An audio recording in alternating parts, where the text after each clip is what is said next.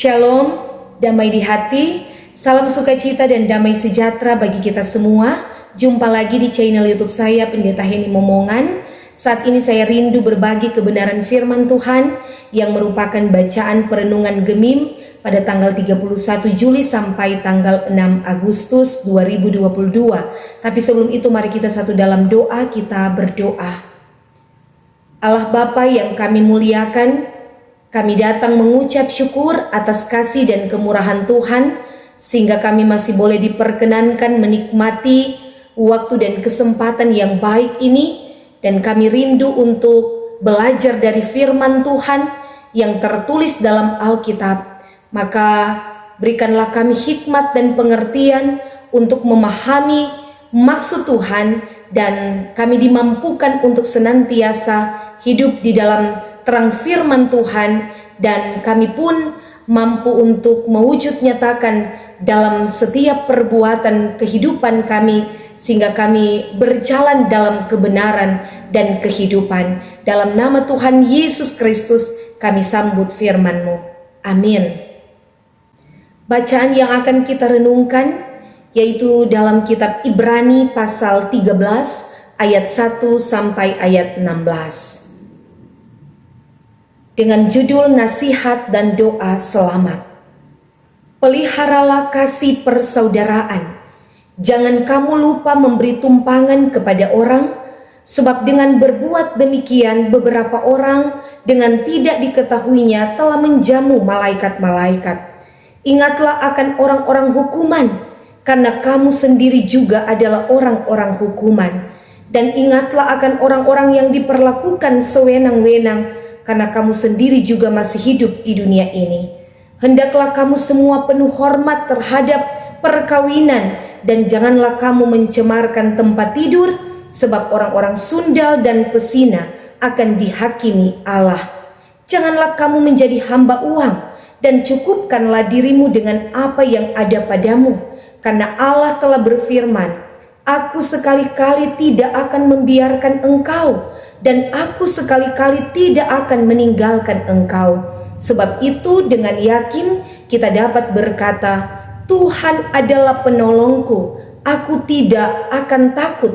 Apakah yang dapat dilakukan manusia terhadap aku? Ingatlah akan pemimpin-pemimpin kamu yang telah menyampaikan firman Allah kepadamu. Perhatikanlah akhir hidup mereka dan contohlah iman mereka. Yesus Kristus tetap sama, baik kemarin maupun hari ini dan sampai selama-lamanya. Janganlah kamu disesatkan oleh berbagai-bagai ajaran asing, sebab yang baik ialah bahwa hati kamu diperkuat dengan kasih karunia dan bukan dengan pelbagai makanan yang tidak memberi faedah kepada mereka yang menuruti aturan-aturan makanan macam itu. Kita mempunyai suatu mezbah, dan orang-orang yang melayani kemah tidak boleh makan dari apa yang di dalamnya, karena tubuh binatang-binatang yang darahnya dibawa masuk ke tempat kudus oleh imam besar sebagai korban penghapus dosa dibakar di luar perkemahan. Itu jugalah sebabnya Yesus telah menderita di luar pintu gerbang untuk menguduskan umatnya dengan darahnya sendiri. Karena itu marilah kita pergi kepadanya di luar perkemahan dan menanggung kehinaannya.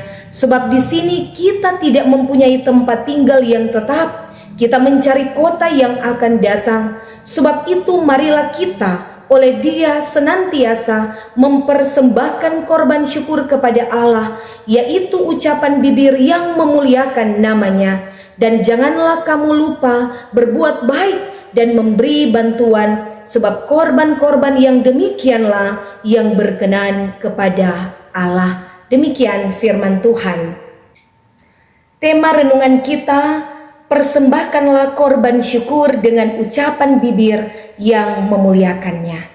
Saudaraku yang diberkati Tuhan, salah satu cara menyenangkan hati Tuhan adalah mempersembahkan korban syukur, baik melalui ucapan bibir maupun lewat sikap hidup yang memuliakan namanya. Mempersembahkan korban syukur di saat dalam keadaan baik ketika segala sesuatu berjalan lancar atau dalam kebahagiaan penuh kelimpahan berkat dan mengalami kebaikan Tuhan, itu hal yang biasa dan mudah untuk dilakukan oleh setiap orang. Tapi bagaimana bila dalam keadaan sebaliknya, yaitu kehidupan yang dipenuhi dengan pergumulan dan penderitaan, dalam keadaan terhimpit, mengalami kegagalan dalam duka dan kesulitan? Apakah kita masih mampu mempersembahkan syukur kepada Tuhan? Mari kita belajar dari pengalaman iman orang-orang Kristen yang menjadi alamat penulisan surat ini. Surat Ibrani adalah surat yang tidak diketahui dengan pasti siapa penulisnya. Tetapi beberapa penafsir menunjuk pada Rasul Paulus sebagai penulis surat ini. Dan surat ini ditujukan bagi orang-orang Kristen di Asia Kecil yang sementara mengalami tekanan penganiayaan, penindasan yang luar biasa karena keputusan iman mereka untuk percaya Yesus. Maksud surat ini ditulis adalah untuk menguatkan mereka, karena tiap-tiap hari mereka diincar untuk dibunuh dan dibinasakan. Penulis surat ini mendorong orang-orang percaya agar tetap tabah dan tetap berpegang pada kepercayaan dan pengharapan iman kepada Tuhan sekalipun dalam penderitaan yang berat, tetap bertahan dalam penganiayaan yang besar. Dan dalam iman mereka harus hidup dalam kasih persaudaraan, tetap menjaga kekudusan hidup, serta mempersembahkan korban syukur kepada Allah. Kalau hal-hal itu dapat mereka lakukan, maka baiklah perjalanan mereka. Tetapi kalau hal itu tidak terjaga dengan baik, tidak baiklah perjalanan iman mereka. Karena itu penulis mengajak dan mendorong orang-orang percaya untuk mengerjakan apa yang baik, yang berkenan kepada Tuhan sebagai buah-buah iman mereka. Saudaraku yang diberkati Tuhan, penulis surat Ibrani telah banyak membahas tentang Kristus, tentang iman, tentang anugerah yang diberikan secara cuma-cuma, dan tentang hak-hak istimewa Injil yang memperingatkan orang Ibrani untuk tetap bertahan dalam pengharapan iman kepada Tuhan dan jangan meninggalkan keyakinan iman yang telah mereka miliki. Dan pada bagian akhir surat Ibrani ini yang merupakan bacaan kita, yaitu khusus pada ayat 1 sampai ayat 16, ada nasihat tentang kewajiban sebagai buah yang benar dari iman. Dimulai dengan kasih persaudaraan, ayat 1. Kasih persaudaraan yang tidak hanya sebatas pada keluarga terdekat atau keluarga sekandung atau yang sedara dengan kita, tetapi kasih persaudaraan kepada semua orang, terutama saudara-saudara seiman. Kasih persaudaraan di antara orang-orang percaya kepada Kristus. Semangat kekristenan adalah semangat kasih. Iman bekerja melalui kasih, dan ibadah yang sejati adalah ikatan persahabatan yang paling kuat. Orang Kristen harus mengasihi, tidak boleh tidak. Karena inti pengajaran Kristen ialah kasih. Yesus tidak mengajarkan untuk memusuhi, tapi yang Yesus ajarkan adalah kasih.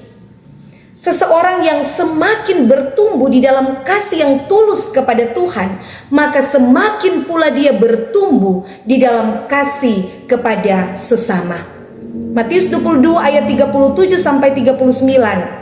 Kasihilah Tuhan Allahmu dengan segenap hatimu dan dengan segenap jiwamu dan dengan segenap akal budimu. Itulah hukum yang terutama dan yang pertama. Dan hukum yang kedua yang sama dengan itu ialah kasihilah sesamamu manusia seperti dirimu sendiri. Tidak ada hukum yang lain yang lebih utama daripada kedua hukum ini. Jadi sebagai orang percaya, kita menjawab kasih Kristus dengan menerapkan kasih persaudaraan kepada sesama. Pada ayat 2 ada nasihat untuk saling memberi tumpangan, menerima tamu dengan sukacita, menjamu dan apalagi memberi tumpangan kepada orang. Itu sama artinya kita telah menjamu malaikat-malaikat Tuhan. Matius 25 ayat 35 berkata, sebab ketika aku lapar, kamu memberi aku makan. Ketika aku haus, kamu memberi aku minum. Ketika aku seorang asing, kamu memberi aku tumpangan. Orang yang suka memberi tumpangan, terutama lagi memperhatikan mereka yang berkekurangan dan yang membutuhkan pelayanan kasih, maka Allah sendiri yang akan membalas perbuatan-perbuatan baik itu kepadanya.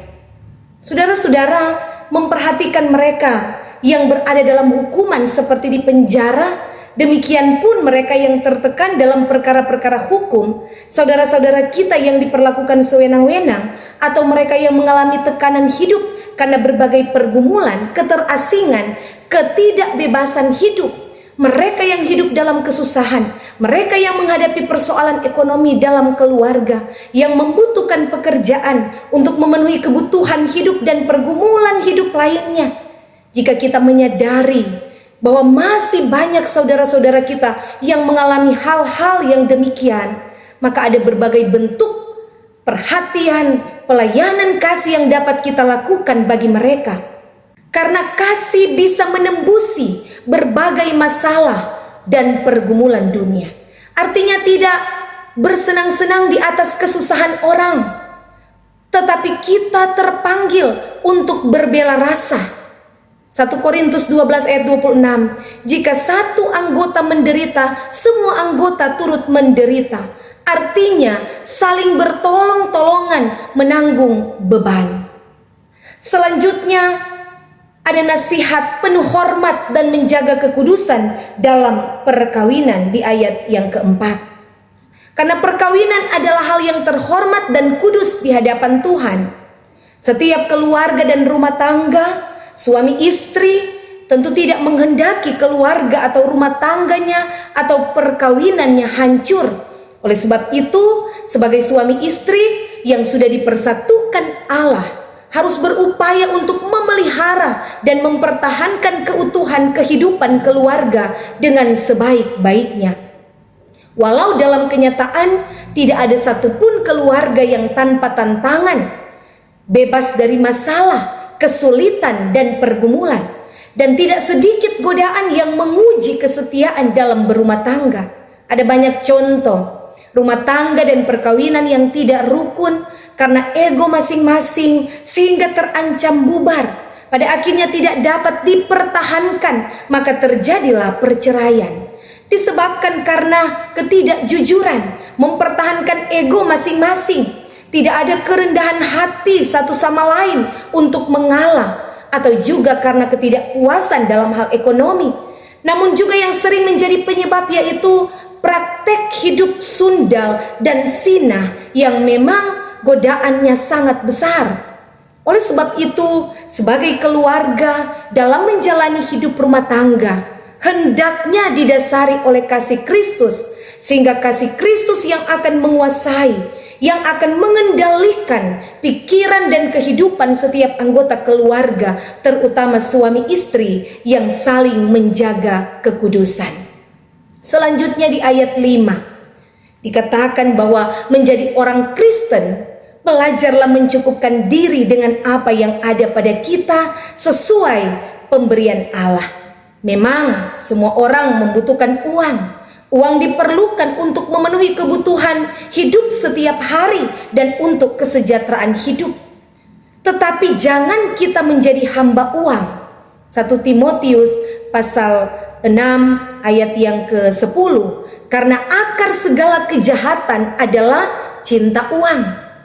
Sebab oleh memburu uanglah beberapa orang telah menyimpang dari iman dan menyiksa dirinya dengan berbagai-bagai duka. Jadi akar segala kejahatan itu bukan pada uangnya, melainkan orang yang cinta uang. Kita berusaha, bekerja keras untuk mendapatkan uang demi kesejahteraan keluarga, itu tidaklah salah. Yang salah adalah ketika mendapatkan uang dengan cara yang tidak halal atau tidak jujur. Misalnya dengan cara mencuri, menipu, merugikan orang lain, termasuk juga hasil perjudian. Itu tidaklah dikehendaki Tuhan. Sangat memprihatinkan berapa banyak orang yang jatuh hanya karena uang. Apakah itu uang arisan, pinjam uang sudah tidak dikembalikan, uang gereja disalah kelola, disalahgunakan, menerima suap untuk menutupi kejahatan, dan tindakan-tindakan korupsi. Inilah yang disebut manusia telah menjadi hamba uang. Sesungguhnya itu bertentangan dengan kehendak Tuhan. Karena itu firman Tuhan katakan kita harus belajar mencukupkan diri untuk segala keadaan. Karena apa? Karena Allah telah berfirman, "Aku sekali-kali tidak akan membiarkan engkau, dan aku sekali-kali tidak akan meninggalkan engkau." Dia akan menjamin, dia akan menyediakan. Sebab itu kita harus yakin bahwa Tuhan adalah penolong yang setia. Karena itu kita tidak perlu takut atau meragukan kuasa Tuhan.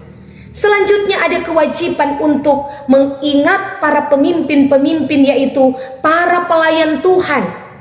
Pemberitaan firman, doa-doa mereka, nasihat yang mereka berikan, dan teladan iman mereka. Contohlah iman mereka, artinya meneladani mereka sebagai pahlawan iman yang tetap setia untuk taat, berpegang teguh pada Injil Yesus Kristus, dan tetap setia mengikuti Yesus Kristus yang tidak pernah berubah dari dahulu, sekarang, dan sampai selamanya. Di ayat 9, penulis juga mengingatkan tentang ajaran-ajaran asing yang tidak memberi faedah, menuruti aturan-aturan tentang makanan. Makanan bukan menjadi syarat keselamatan, tetapi iman kepercayaan kepada Yesus Kristus yang telah menyerahkan dirinya menjadi korban penghapus dosa sekali untuk selama-lamanya. Yesus telah menderita untuk menebus, menyucikan, dan menguduskan umat dengan darahnya sendiri.